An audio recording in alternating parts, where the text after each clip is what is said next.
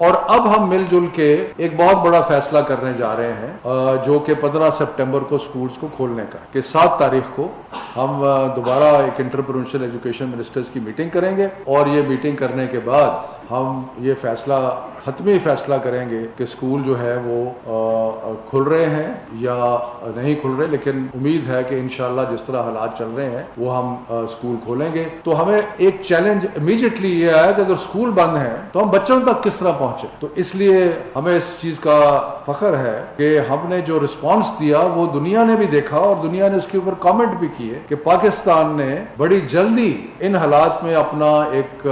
لائحہ عمل تیار کیا اور اس پہ عمل درآمد کرایا، اور ہم نے 13 مارچ کو سکولز بند ہوئے، اور ہم نے 7 اپریل کو جو ہمارا ٹیلی سکول تھا اس کا اجرا کر، اور ٹیلی سکول کے ذریعے صبح 8 بجے سے لے کے شام 6 بجے تک کلاسز ہو رہی ہیں، اور اب بھی ہو رہی ہیں، اور گیلپ پول کے مطابق تقریباً 70 سے 80 لاکھ بچہ جو ہے وہ روز ٹیلی سکول کے ذریعے تعلیم حاصل کر رہا ہے، جبکہ بڑا مشکل وقت ہے، سکول جو ہے وہ بند ہے۔ اور میں یہ بھی آپ کو اطلاع دے دوں کہ ہم نے اپنی منسٹری میں ایک ڈسٹنس لرننگ یعنی کہ دور سے تعلیم کا ایک پورا شعبہ قائم کر دیا ہے، اور انشاءاللہ تعالی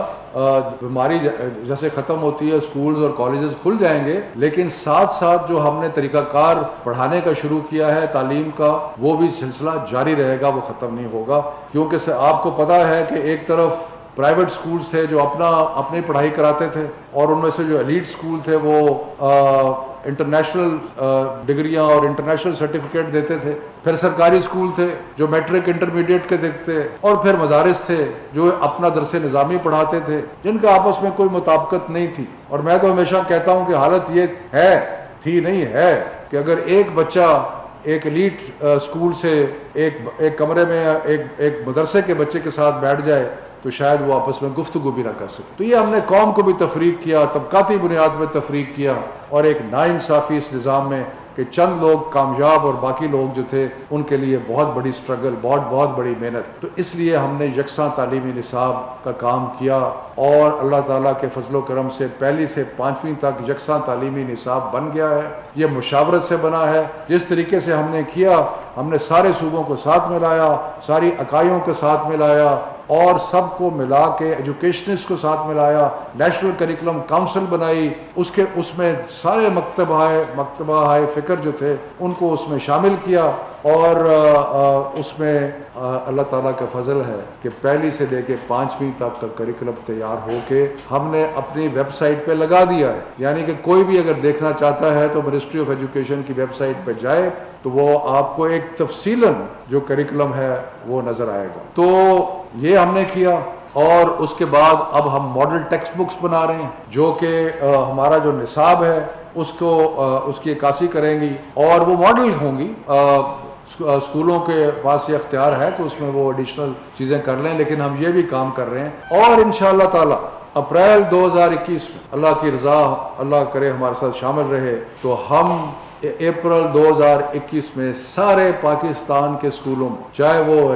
سو کالڈ ایلیٹ اسکول ہوں، چاہے وہ مدارس ہوں، چاہے وہ سرکاری اسکول ہوں، چاہے لو فی پیئنگ پرائیویٹ اسکولز ہوں، سب میں ایک ہی نصاب جو ہے وہ پڑھایا جائے، اور یہ اللہ تعالیٰ کے فضل سے بہت بڑی کامیابی ہوگی۔ اس سے ایک قومی سوچ پیدا ہوگی، ایک ذہن پیدا ہوگا۔ اور میں ساتھ یہ بھی کہتا چلوں، کیونکہ بہت سارے سوالات آتے ہیں، اس میں سارے جو ہماری قومی کہانیاں ہیں اور جو ہمارے قومی ہیروز ہیں اور ہمارے جو مشترکہ ورثہ ہے، چاہے وہ سندھ کا، بلوچستان کا، آزاد کشمیر کا، گلگت بلتستان کا، خیبر پختون، وہ سارا ورثہ ملا کے ہمارا ایک مشترکہ جو ورثہ ہے وہ ہوگا۔ اس کے ساتھ ساتھ ہم نے یہ بھی کوشش کی کہ ہم مدارس کے ساتھ انگیج کریں، اور میں یہاں ابتدا میں یہ کہوں کہ مدارس نے ایک بہت بڑا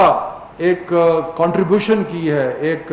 اپنا حصہ ڈالا ہے تعلیم کے لیے، کیونکہ 25-30 لاکھ بچہ جو مدارس میں جاتا ہے وہ ہمارے سب سے غریب طبقے سے آتا ہے زیادہ تر، اور ان کو تعلیم دینا، ان کا خیال رکھنا، ان کے نشو و نما کرنا، اور بغیر 1 روپیہ حکومت سے لیے یہ لوگوں سے چندوں سے اور کنٹریبیوشن سے یہ کام کرنا یہ کوئی معمولی کام نہیں، اس لیے ہم مدارس کو خراج تحسین پیش کرتے. لیکن ایک کمی تھی اس میں، اور کمی یہ تھی کہ درس نظامی کے جو ڈگریز تھی وہ ایکسیپٹ نہیں کی جاتی تھی. اس لیے جو بچے درس نظامی کے ذریعے آتے تھے ان کے لیے کیریئر اوپننگز نہیں تھی. اس لیے ہم نے اتحاد تنظیم المدارس کے ساتھ مل کے ایک مشترکہ پلان بنایا جس میں ہم نے سب میں اگری کیا، دستخط کیے، معاہدہ کیا کہ سارے پاکستان کے مدارس اگلے 3-4 سال میں جو قومی نصاب ہے وہ بھی پڑھائیں گے، اور ان کے بچے جو ہیں وہ میٹرک اور ایف اے کا امتحان بھی دیں گے، تاکہ ان کے لیے بھی وہ سارے کیریئر کھل جائیں جو کہ باقی پاکستان کے بچوں کے لیے کھل. اس کے ساتھ ساتھ ہم سارے مدارس کو رجسٹر بھی کریں گے اور ان کی ہر طریقے سے امداد اور مدد کرنے کی کوشش بھی کریں گے. تو یہ جو ایک قومی فریضہ ہے، ہم اور مدارس مل کے یہ قومی فریضہ جو ہے اس پہ، اور یہ ایک انقلابی قدم ہے کہ جب مدارس سے پڑھے ہوئے بچے جو ہیں جب وہ ڈاکٹر بنیں گے، انجینئر بنیں گے، وہ سول سروسز میں آئیں گے، فوج میں جائیں گے، تو یہ ایک بہت بڑی تبدیلی جو ہے وہ آپ کو نظر آئے گی. یہ بھی اللہ تعالیٰ کے فضل سے ساری کنسلٹیشن کے ساتھ ہوا. میں بار بار ایک چیز کا ایمفسائز کر رہا ہوں کہ یہ جتنے ہم نے کام کیے، جتنے فیصلے کیے، جتنا بھی کچھ کیا، یہ سارا کا سارا مشاورت کے ساتھ سب صوبوں کے ساتھ ملا کے inter provincial education ministers conference کو ایک فعال ادارہ بنا کے ہم نے کیا، اور اس میں ہمیں اللہ تعالیٰ کے فضل و کرم سے بہت بڑی کامیابی ہوئی. اور میں آپ کی اطلاع کے لیے جو 6ویں سے 8ویں کا نصاب ہے اس پہ کام شروع ہے. ابھی بھی ایکسپرٹس بیٹھے ہیں، اس کا نصاب بنا رہے ہیں، اور ہمارا نصاب یہ میں دعوے سے کہتا ہوں دور حاضر کے جو سارے تقاضے ہیں ان کو پورا کرتا ہے. اس میں بچوں کی کردار اور ان کی عادات اور ان کو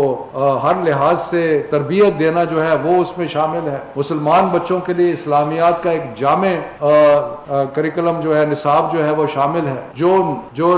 جو بچے مسلمان نہیں ہیں ان کے لیے ان کے اپنے مذہب کا ہم نے یہ تبدیلی کی ہے جو پہلے نہیں تھی. پہلے جو ہمارے نان مسلم بچے تھے وہ ایتھکس پڑھتے تھے، اب وہ اپنا مذہب پڑھیں گے، اور اس کے لیے بھی ہم نے وہ کیا. اس کے علاوہ کمپیوٹر سائنس، کرٹیکل تھنکنگ، یعنی کہ بچوں کو اپنے سوچنے کا، تو یہ ایک بہت بڑی انقلابی تبدیلی ہے جو کہ ہمارے نئے نصاب کے ذریعے آئے. مختصراً 2-3 چیزیں میں اور عرض کرنا چاہتا ہوں کہ جو ہم نے پچھلے 2 سال میں کی، وہ ایک دکھائیں سر. آج ہم آپ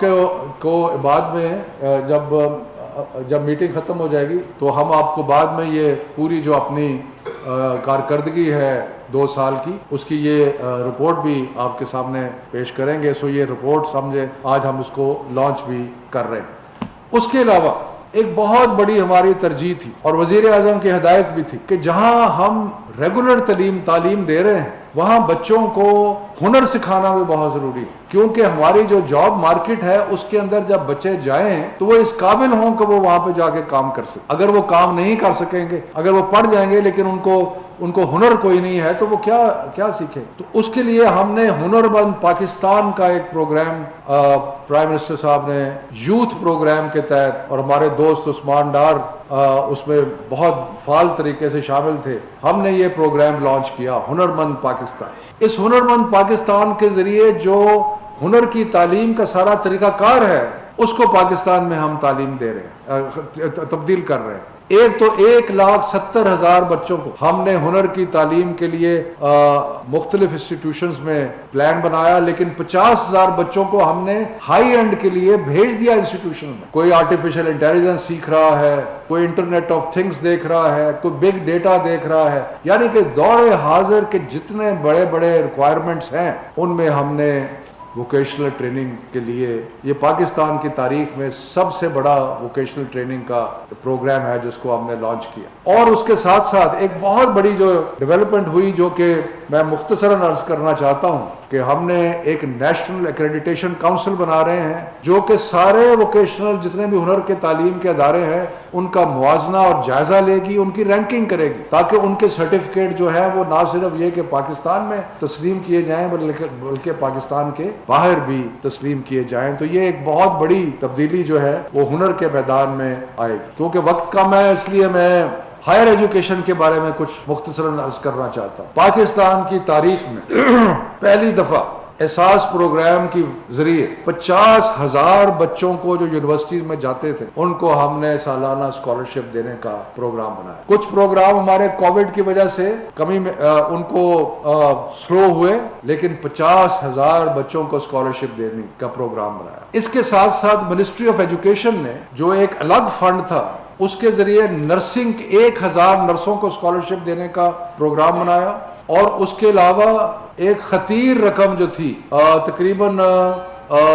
میرا خیال ہے کوئی 1,000 سے اوپر اسکالرشپ تھی جو آرٹ اور کلچر کی جو ایجوکیشن ہے اس کے لیے ہم نے مختص کی. تو یہ بھی پہلی دفعہ آرٹ اینڈ کلچر کے لیے اسکالرشپس کا اجرا کیا گیا جو کہ آرٹ اینڈ کلچر کے انسٹیٹیوشنز میں ہوگا. سو اسکالرشپ کا ایک بہت بڑا جو کام ہے وہ ہائر ایجوکیشن میں اور باقی چیزوں میں ہوا. اس کے علاوہ ایک نیا پروگرام بنایا کہ B A B S C کا کورس جو 2 سال کا تھا اس کو 4 سال کا کیا, کیونکہ انٹرنیشنل سٹینڈرڈ جو ہیں ان میں سارا 4 سال کا B A B S C کا کورس ہے. اور بہت سارے کاموں میں وقت نہیں لینا چاہتا. ایک ہائر ایجوکیشن کا ایک انسٹیٹیوٹ بنایا گیا کیونکہ بہت ضروری ہے کہ ہائر ایجوکیشن میں ٹریننگ جو ہے وہ بھی چلتی رہے, اور یہ بھی وہاں پہ ایک لمبی داستان ہے, وہ آپ کو اس کتاب میں انشاءاللہ ساری تفصیلات جو ہے وہ مل جائیں گی. آخر میں اسلام آباد میں ہم نے 7 نئے اسکول بنا رہے ہیں. اس کے علاوہ 10 سال میں پہلی دفعہ 600 نئے ٹیچر جو ہے سائنس اور میتھ کے ان کو ریکروٹ کیا گیا ہے جو کہ اپنا کام کریں گے. اور ہم نے آؤٹ آف اسکول چلڈرن کے لیے ایک ایکسپیریمنٹل کام شروع کیا اسلام آباد میں, جس میں ہم نے 11,000 بچے آئیڈینٹیفائی کیے جو اسکول میں نہیں جا رہے تھے, اور اس کے بعد ہماری کاوش سے تقریباً 7,500 بچے جو اسکول میں نہیں جا رہے تھے وہ اسکول میں گئے. یہ ایک تجربہ بھی تھا, اور اس تجربے سے ہم نے سیکھا, اور سیکھ کے اب نیشن وائڈ انشاءاللہ تعالی ہم جو اسکول سے باہر بچے ہیں ان کے لیے ہم پروگرام جو ہے وہ بنا رہے ہیں. تو باتیں بہت ہیں کرنے کی, وقت میں آپ کا بہت زیادہ لینا نہیں چاہتا, اس لیے میں صرف آپ کو یہ بتا رہا ہوں کہ یہ بڑی بڑی چیزیں